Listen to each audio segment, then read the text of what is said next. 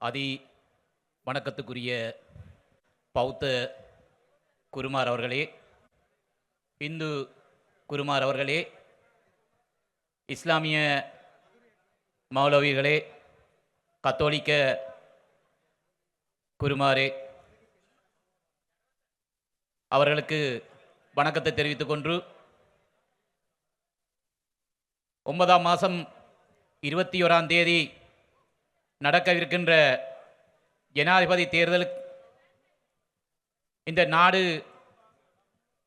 யாரை தெரிவு செய்ய போகின்றதென்ற நிலப்பாட்டில் பல கட்சிகள் போட்டி போட்டுக் கொண்டிருக்கின்றன. அந்த வகையில் சுயேட்சையாக இந்த நாட்டை மீட்டெடுத்த ஜனாதிபதி ரணில் விக்ரமசிங்க அவர்களை ஆதரித்து இந்த வவுனியா மாவட்டத்தில் இன்று நடந்து கொண்டிருக்கும் இந்த கூட்டத்தை ஏற்பாடு செய்த கௌரவ பிரதி அமைச்சர் காதர் மஸ்தான் அவர்களே, வன்னி பாராளுமன்ற உறுப்பினரும் மாவட்ட அபிவிருத்தி குழு தலைவருமான கௌரவ பாராளுமன்ற உறுப்பினர் திலீபன் அவர்களே, ஐக்கிய தேசிய கட்சியின் வன்னி பிராந்திய அமைப்பாளர் மதிப்புக்குரிய மயூரன் அவர்களே, அதேபோன்று இங்கு வருகை தந்திருக்கும் அனைத்து பிரமுகர்களுக்கும் வணக்கத்தை தெரிவித்துக் கொண்டு, உண்மையில் நாங்கள் இன்று எங்களின் ஜனாதிபதி ரணில் விக்ரமசிங்க அவர்களுக்கு ஆதரவு தெரிவிப்பது ஒரே ஒரு காரணம்தான். எந்த விதமான அரசியல் நோக்கமும் அல்ல. ஐக்கிய தேசிய கட்சியில் நான் இணைந்து எந்த ஒரு காலத்திலும் செயல்பட்டவனும் அல்ல.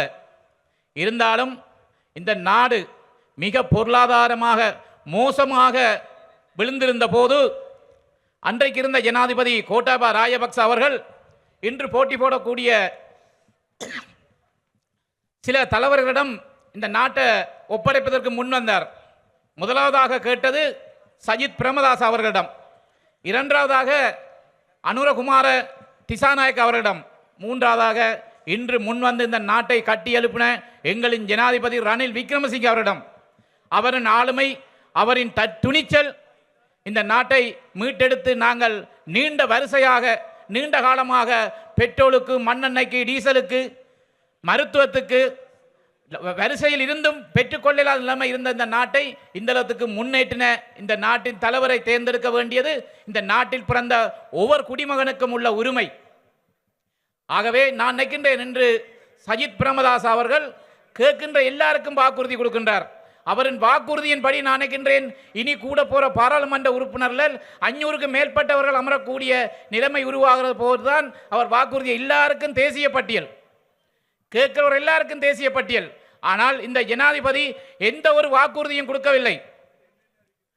செய்யக்கூடியதை மட்டும்தான் வாக்குறுதியாக கொடுத்திருக்கிறார்.